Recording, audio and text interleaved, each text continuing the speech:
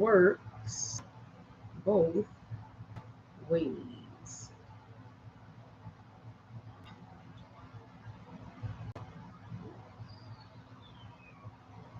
Okay, good evening, y'all. I think this is on the wrong side. So it is. So anyway, let's go ahead and get started. Good evening, y'all. Welcome for those who this is your first time coming in. Welcome back for everybody else. All right, so I wanted to come on tonight and talk to you all. As you see, the title is Trust Works Both Ways. So I wanted to come on and talk to you all again. First, my name is Marian E. King, owner of Empty Nest LLC, doing business in the capacity that you see me in, Empty Nest Logistics. I was a truck dispatcher, okay, still am by heart, okay. I did it for the last 3 years, 24/7, 365. I'm now a consultant, but I will still get out here and dispatch a truck if I need to. However, I grew a company from $0 to well over we did the numbers, so they'll be making over $500,000 this year by the time the end of the year comes. But we grew from $0 to a whole lot of money. Okay. It was because of my tenacity, my planning, my working with somebody who was out here ready to work. So although there is prosperity in independent dispatching, it is not going to be your only way to go.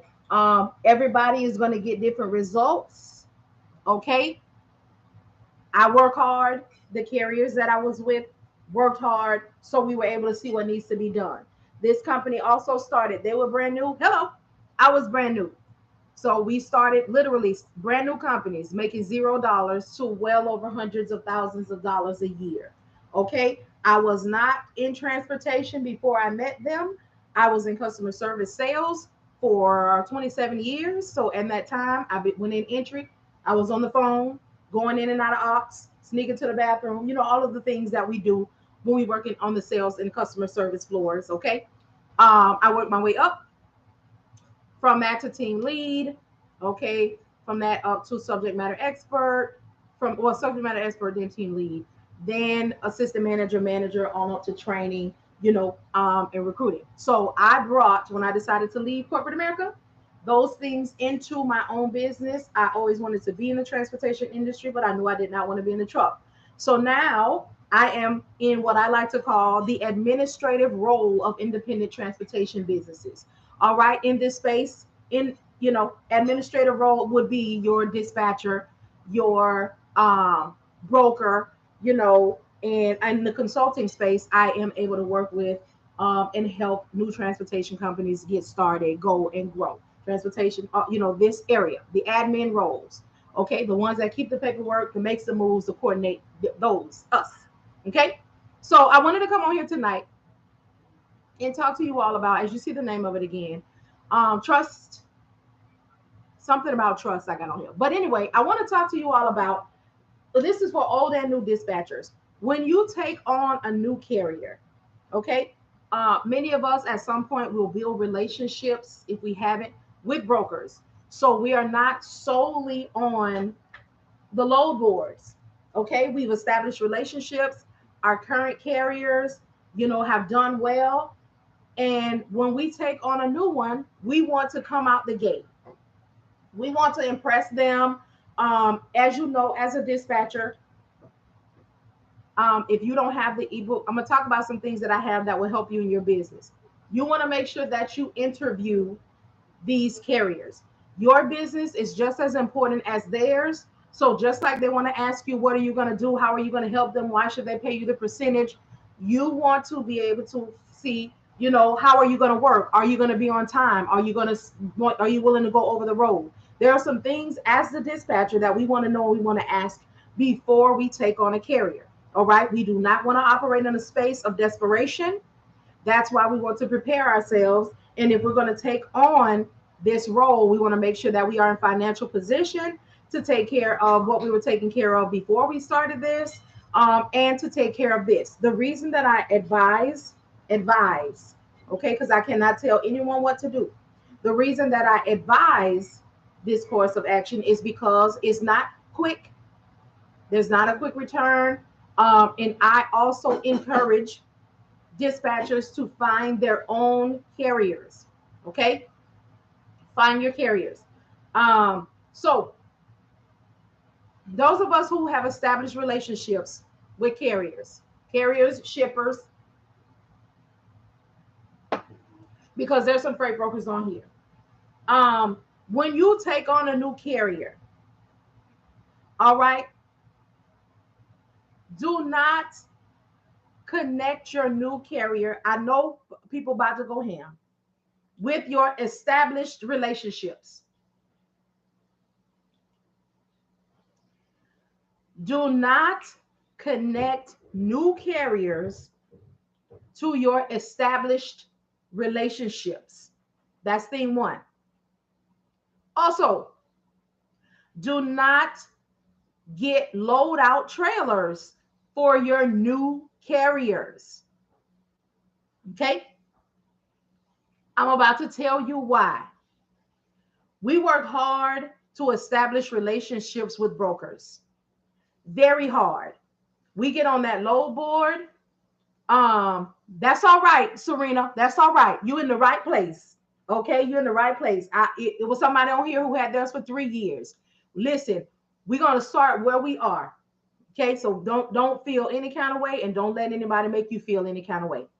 The reason that I don't advise bringing your new carriers, owner operators, on to your established relationships is because you don't know them. You don't know their work ethic.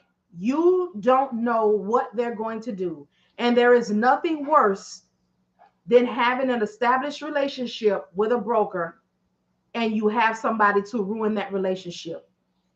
Here's one thing about a broker. You and a broker can have a beautiful relationship, but you have to remember the broker is ultimately about their dime, their reputation. Just like we can become friendly with a broker, but a broker is not our friend. We work for the carrier. We work for the owner operator. So yes, we're going to be sweet. Yes, we're going to schmooze. Yes, we're going to do whatever it is that we need to do to develop and cultivate these relationships so we are not on the load board all of our careers. Okay? I do not knock the load board.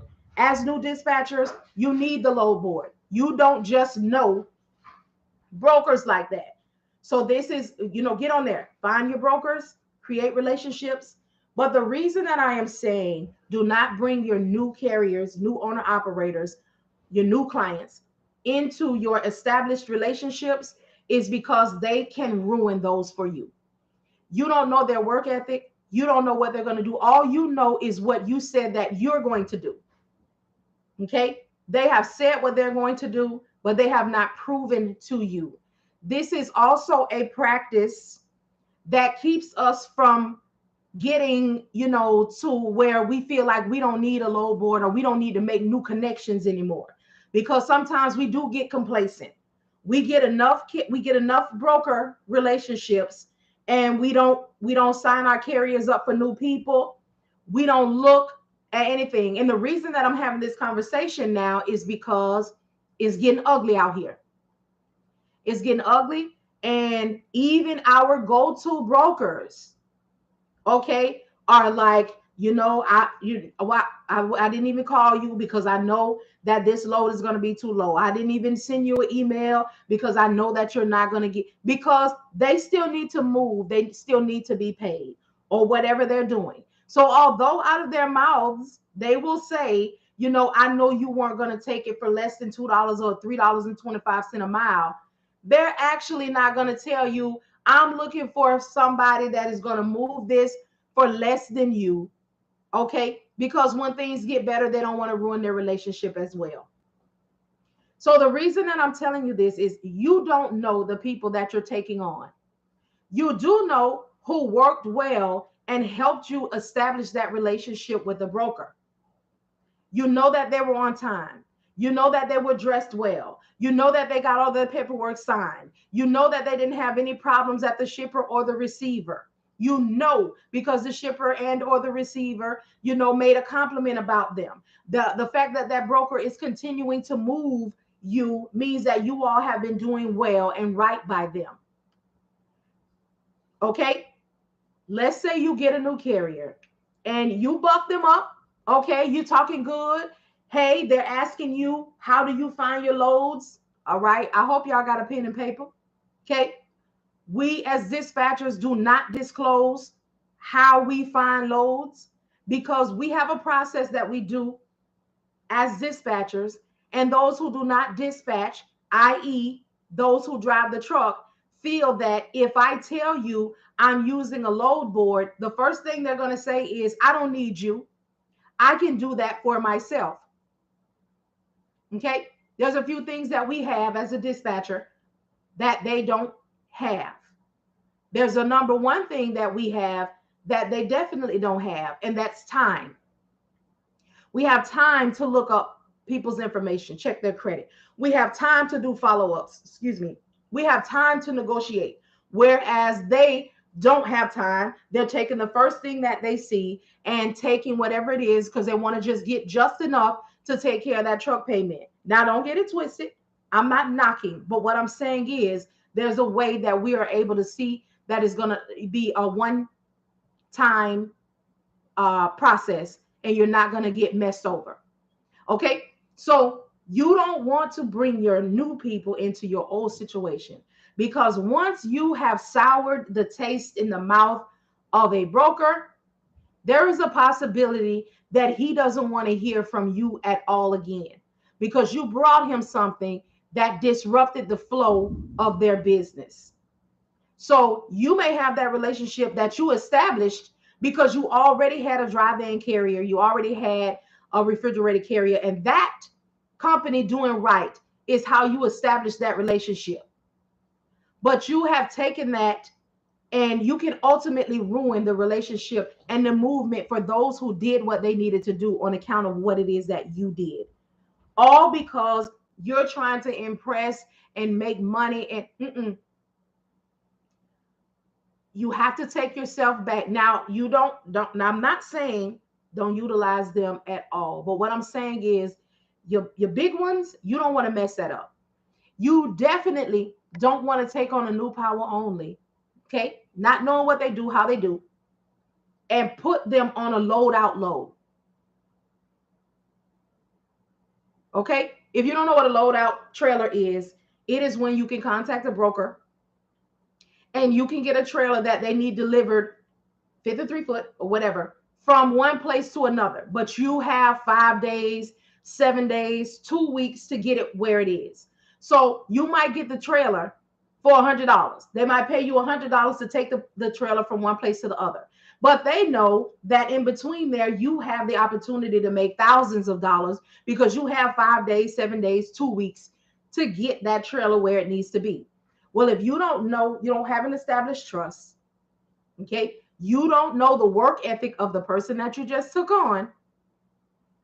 And suppose they decide that this is not for me, or I need to get home, or I really didn't want to go out here and do out here and be like this. I thought I was going to be, whatever reason, they abandon that load out. They abandon that load.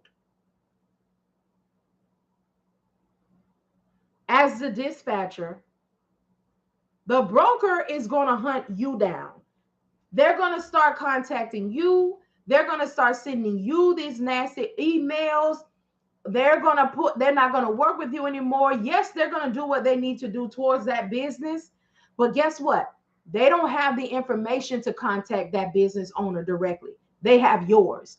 You contacted them. You negotiated. You said that on this rate confirmation, I am signing to say that this company that I am putting on this load will pick up, will deliver, will do. You put it out there.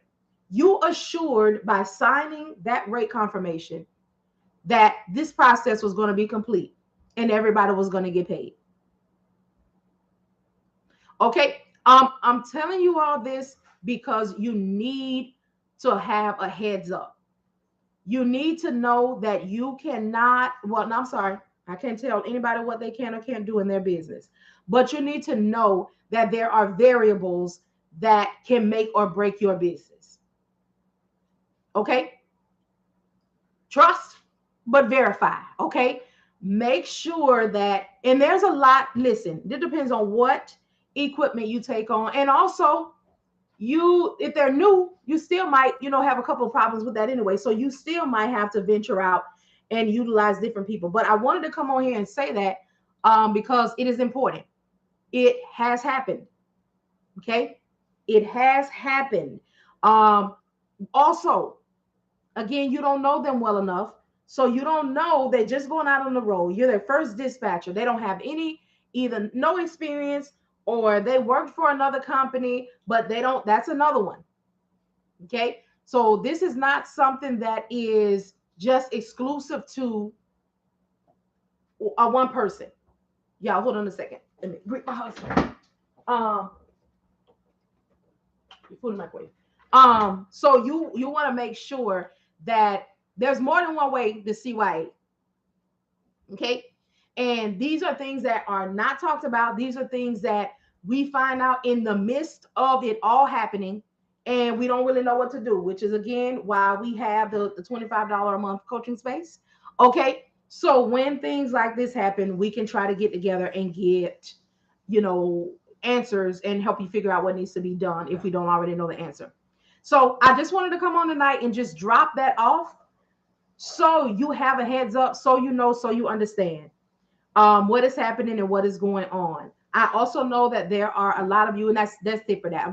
I set it for an hour and a half, so I can have some some conversation time with you all in case anybody had questions, any concerns. But I wanted to come on here tonight and just talk to y'all. There's a lot going on, y'all. There's a lot going on. Companies are parking their trucks. All right.